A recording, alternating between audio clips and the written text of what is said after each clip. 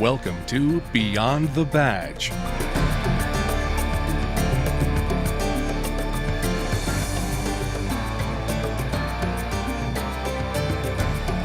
Beyond the Badge is an inside look at your Oshkosh Police Department, brought to you through the resources of Oshkosh Community Media Services.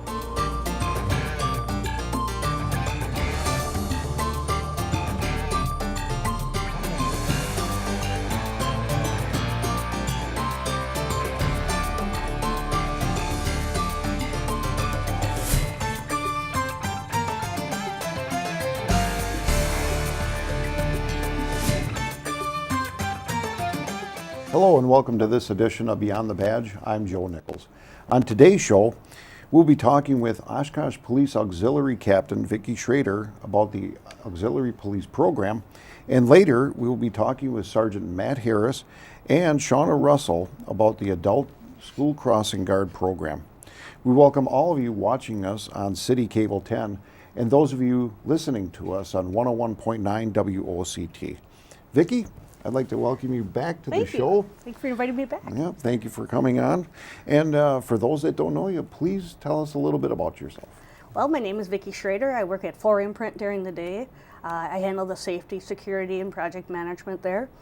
And where I volunteer at the Oshkosh Auxiliary Police, and I'm a captain. Fantastic. Well, once again, thank you for being on today's show and talking with us about an awesome program. It is. It's a great place to volunteer. Absolutely. Absolutely.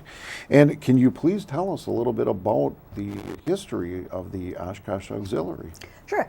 It started in 1958. It was civil defense at that time, and then in the 70s it changed over to be auxiliary police. What we really are is like the right hand for the police department. When they're busy and they need extra hands on deck, we're the ones they call to help them out with traffic or things that that we can do that don't require to have a gun or give a ticket, but to help them out so they can do a better job at what they do. Fantastic. And how many members does the auxiliary currently have? We run around, I think it's 41 right now. We try to be between 40 and 45. So right now we're actually in the market for getting some new recruits. Fantastic, yeah. And how are the units structured? How is it structured? We have a command structure. We start out with the chief of police for auxiliary and also a deputy chief, and then we have 4 squads. And those squads each are training or membership, which is my squad, is membership and uniforms and equipment. So every squad, some is equipment as far as police vehicles. So we have different squads that do different things. Very good. And I know you mentioned that you're short a few members right now. We'll get to that segment in just a little bit on recruitment. Yes, so, definitely. Very good. What are your duties as captain for the auxiliary? Well, I do work events. We're an event city, so there's tons of events. So I work events, but I also spend a lot of time doing behind the scenes stuff, getting new members in, doing interviews, doing background checks, finding members that we feel will fit our unit the best. And then we also do all the equipment needs and supply needs for the unit. So, and we do, there's training and meetings and things like that to do as well. Very busy. Oh, it's just so much fun though. It really is. And what are some of the services and duties that the auxiliary provide to the community? Well, like I said, it's the event city, so there's something going on every weekend in the city. So we do, we'll do parades in the traffic, run walks. There's run walks like for 4 months a year. I think there's like 6 or 8 of them every month that we go and work on. We do football games and basketball, so presence and security, and really. It broadens. There's a lot of different things we do, like helping with a car accident. We might help with the border patrol on that, or crime scene, things like that. So very good. And without the auxiliary, none of these events would probably run very smoothly. I don't think it would be called the events city. Yes. we put in a lot. Since the initial 1958, we put in over 200,000 hours of volunteer service. Wow. And That's that would take extra officers, extra money. Oh, I tell you. It would take a lot of overtime, and our police officers would be so tired they'd have to sleep all day because they're working so many hours on this. There's so many events on the weekends, especially. That's fantastic. And what are the requirements to become an auxiliary member? Well, the requirements are actually there's not too many. It's basically a U.S. citizen. You need to be able to actively work at it. So there's training once a month on a Wednesday night. You have to have a good police record. You know, if you've gotten a traffic ticket or something, you still could be eligible. But anything in the felony or not, you would not be eligible. But there's and basically applying and going on the website and applying, and then we look at your resume and your application, and we'll also do a background check on you. Okay, case by case scenario. Absolutely, Okay, absolutely. very good. And is there any amount of time that must be dedicated to the program throughout the year? Well, the second Wednesday of every month we have a meeting. It usually goes from like 6 at night to 9 at night. And then other than that, there's one Saturday orientation for the new people and new officers. And other than that, it's what you would like to do. We are very flexible. If you have work on weekends, we can find you something to do on the weekdays. You get a whole sheet once a month that says all the assignments that we have for the month, and you pick and choose what you'd like. We require you to do at least 10 assignments, which is about a 4-hour period per assignment a year. So that's very minimal. I can do that in a month, easy. Yeah, sure. So absolutely. And you know, I guess there's no really set hours for the auxiliary. whatever to work. hours works best for the officer. Okay, and you could get called in at times, possibly. Absolutely. I worked the ricin case in Oshkosh for 13 hours straight, doing the border patrol, keeping people out of the area, and but it was an awesome thing to be part of, to be able to help the city with. Yeah, and you're absolutely right. And once again, without the auxiliary, we don't shut down the streets that needed to be shut down. Right. And do the other things that were needed on that night, which was a spur of the moment. It was happening. It was So, happening. Yes. And people could leave their homes, and we could escort them out of the area, so everybody was safe. Very good. Very good. And what type of training do the new members go through? But when they come on the unit, they get hooked up with a FTO, which is a field training officer. And that field training officer will actually work with them as far as doing traffic, learning how to do traffic, learning how to work a football game or a basketball game, or doing a run walk. So we don't let them just go on the street and say you're on your own. When they're comfortable, and we feel they're comfortable and doing a good job, then they'll be able to do assignments on their own. But until then, we help them with whatever they need to get to that training level. And then every month we have training as well. Very good. And so when they become auxiliary members, what type of equipment do they get? Basically take care of you. You get your shirts, the pants, the work belt with the items that we need on it. Everything you need except maybe your boots and t-shirts. Other than that, we take care of you and make sure you get winter jackets and spring jackets, hats. And that's why I think it's so fussy when I'm looking at a new officer, is there's a lot of cost that goes into outfitting an officer. Mm-hmm. So we want to make sure we have the right person for that job, whether it's a man or a woman, the right person that's going to do a good job and be active in our group. Very good. Very good. And how has, for you personally, how has it been to be an auxiliary officer? It's great. The nice thing is I work a lot of hours at my day job. So this fits in. I can be flexible and I can work and be on call. So if someone needs in the middle of the night, there's a car accident where they need us to come out and protect the perimeter, I can do that because I'll be available at that time and I can say yes or no. So for a lot of people that volunteer, it's not this cut in stone, you have to be there every Saturday morning or whatever. It's according to what fits your schedule. So that works great for me. Sure. Okay. And are there any non-traditional assignments other than the ricin case that... It comes all the time. It could be a storm. It could be huge power lines down. It could be, if you were in New York right now with all the snow, we might be helping in some type of a traffic situation there. Sure. So weather can be dependent, and a lot of times we'll do things like maybe guard the celebration of lights overnight so that no one steals anything or wrecks anything. So there's always things that for the younger officers that are going through criminal justice that want the excitement and they want to pad their resume. There's that excitement. Or for the volunteers that are retired, there's the slower ones where you know that you're doing a huge community service and making a difference in this community. Absolutely, absolutely. And for becoming a police officer, this is a great stepping stone to get to that level. I always tell the new recruits that this is kind of a make it or break it. If you become an officer and you do a great job, people are watching, people are seeing, and people are going to call looking for recommendations. This is great for your resume. If you're not going to do a good job, or you just want it on your resume, then don't apply, because that's also going to be noted. So if you're going to do a good job and you want to get a job as a police officer, it's a great place to start. It really is. Good.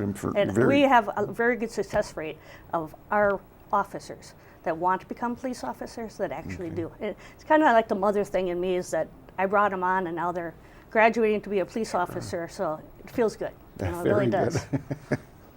And if there's someone out there that would like to become an auxiliary member, what do they do?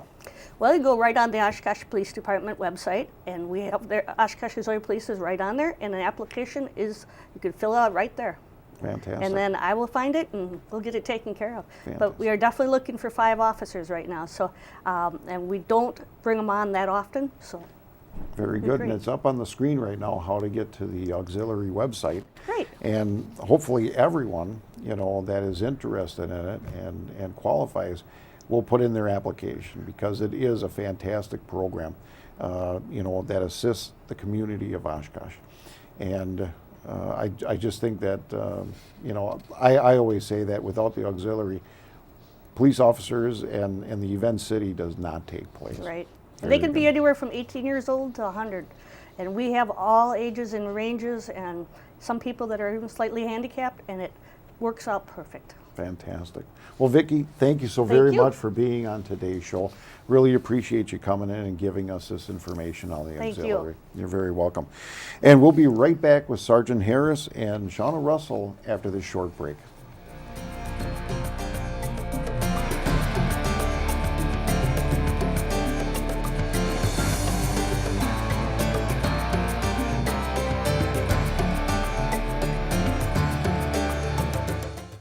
Hello, I'm City Manager Mark Roloff. Roundabouts are new to many of us in Oshkosh, so we have to take extra precaution when using them. Remember, safety is the key. Slow down. The speed limit in the roundabout is only 15 miles an hour. Avoid distractions. Focus all your attention on navigating the roundabout. Find the proper lane. Check out the signage leading up to the roundabout. Choose your lane assignment early and stay in your lane. Evaluate the situation. Take notice of what kind of vehicles are in front of you. Sometimes larger trucks need to take up both lanes of a roundabout. Think to look for pedestrians and allow them to cross when entering and exiting a roundabout. Yield to traffic on your left. You must yield to all traffic in the roundabout, and that traffic will be coming from your left. Again, safety is the key. Remember that word and what those letters represent, and your roundabout driving experience will be a smooth one. Thanks for your support.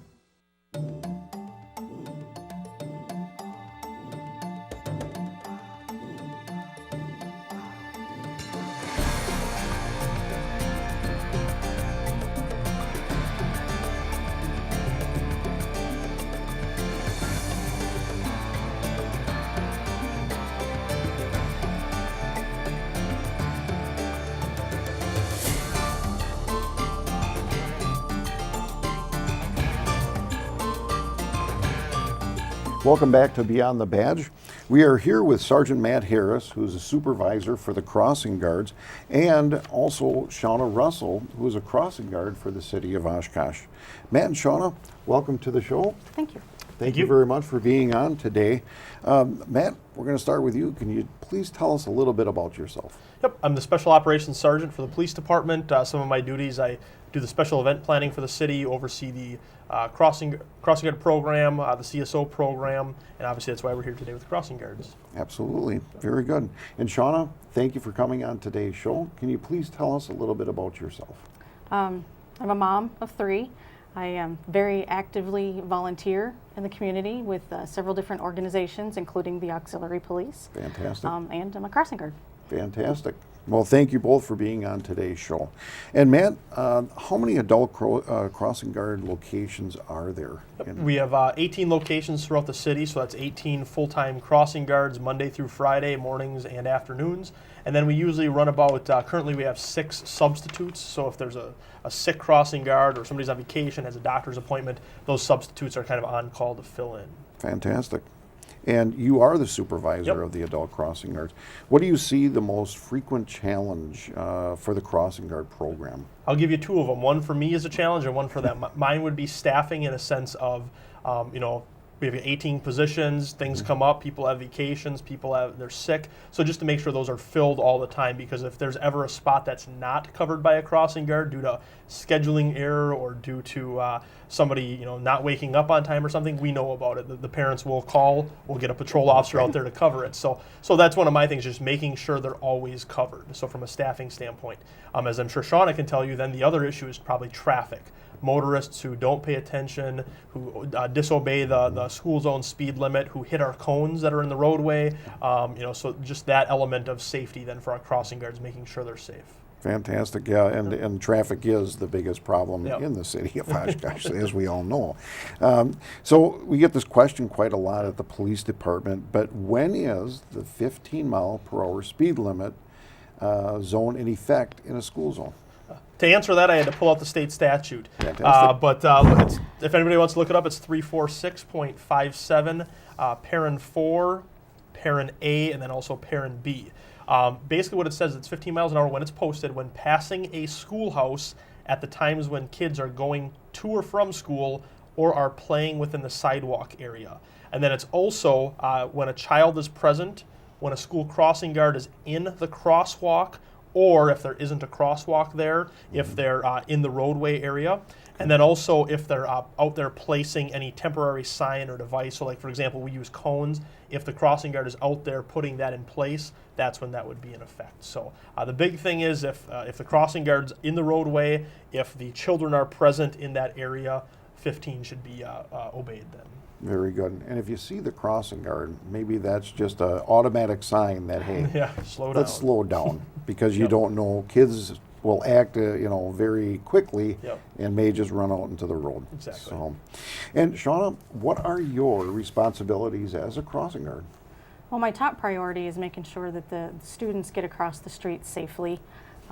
I also help the parents cross. We have a lot of parents that walk their kids to school and they have siblings and stuff. So just making sure they get across safely. Very good, and that includes even high school kids Yes. possibly. Yeah, middle Yes. school, absolutely. And you become familiar with your corner very quickly due to the fact that you get to know the traffic and the kids.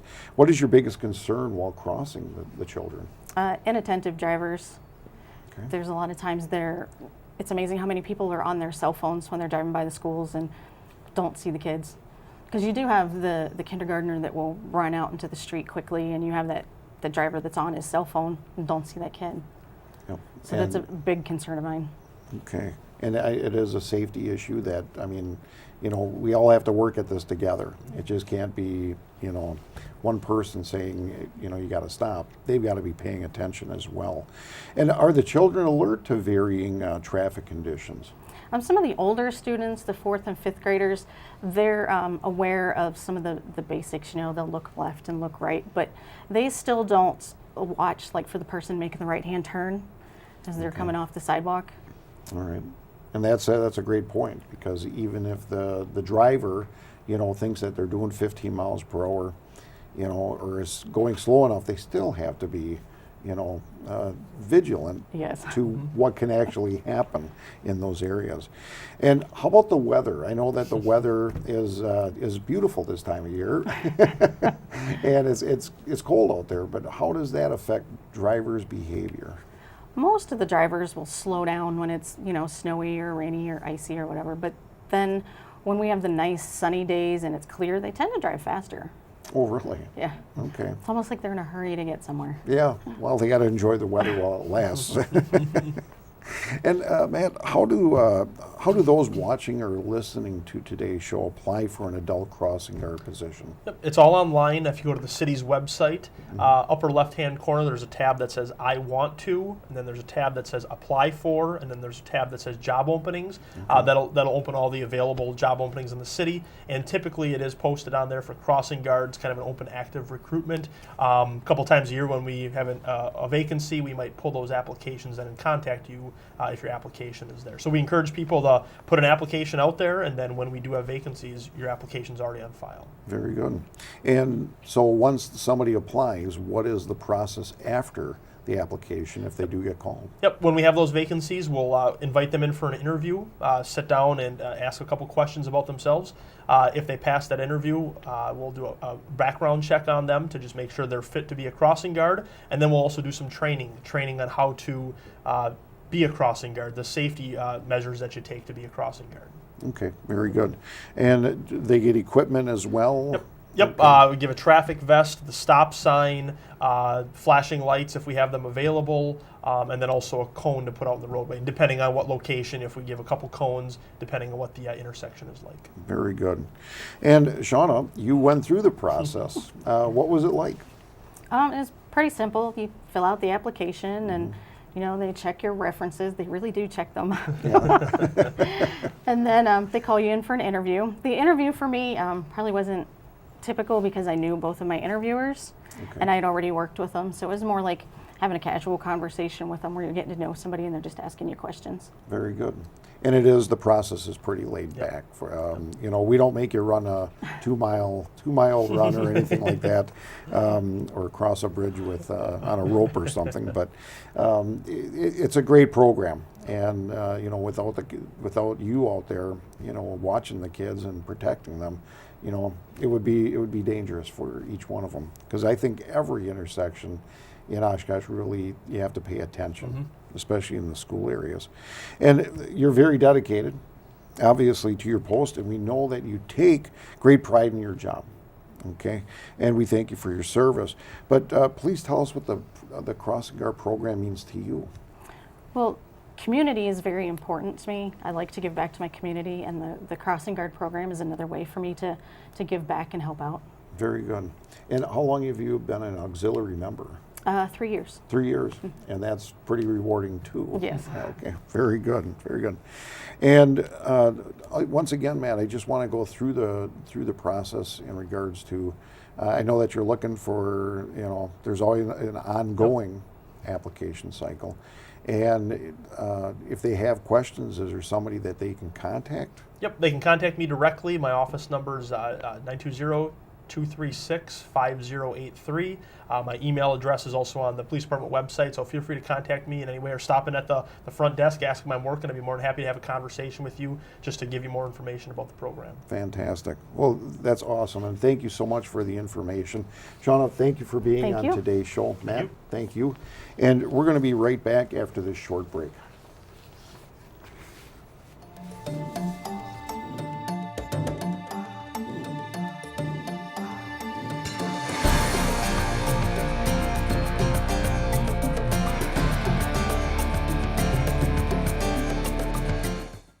In Wisconsin, the laws are the same for bicyclists and motorists. So if you bike, ride with the traffic and obey stop signs and lights. Whether you ride a bike or drive a car, you must yield the right-of-way to pedestrians at marked and unmarked crosswalks. At intersections, always look for pedestrians before making a turn, and slow down in school zones and neighborhoods to keep our kids safe. Share and be aware. We're all responsible.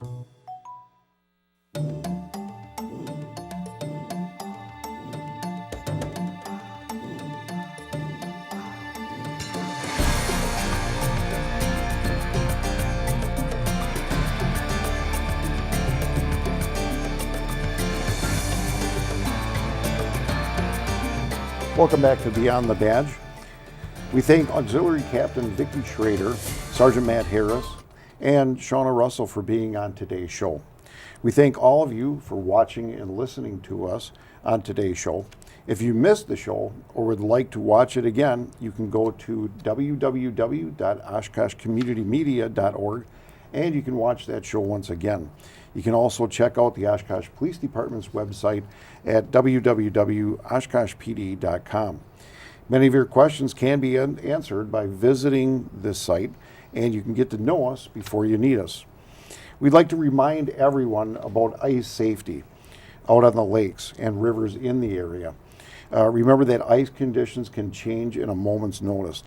As the weather warms, ice conditions will deteriorate quickly. We ask that before you go out onto the ice, especially children, make sure that you know what the conditions are. And there are various groups, the DNR and also the Otter Street Fishing Club, that can give you that information. Parents, please remind your children that about ice safety. Tell them not to go out on the ice unless it is absolutely safe, because we do not want any further unfortunate circumstances to occur. And remember that the Fox River is never a place to be on the ice, because even during the coldest of times of the year, the river is forever moving below the ice, and the ice is never safe to walk on or try to cross. Until next time, we wish you a safe and happy week ahead. See you next time on Beyond the Badge.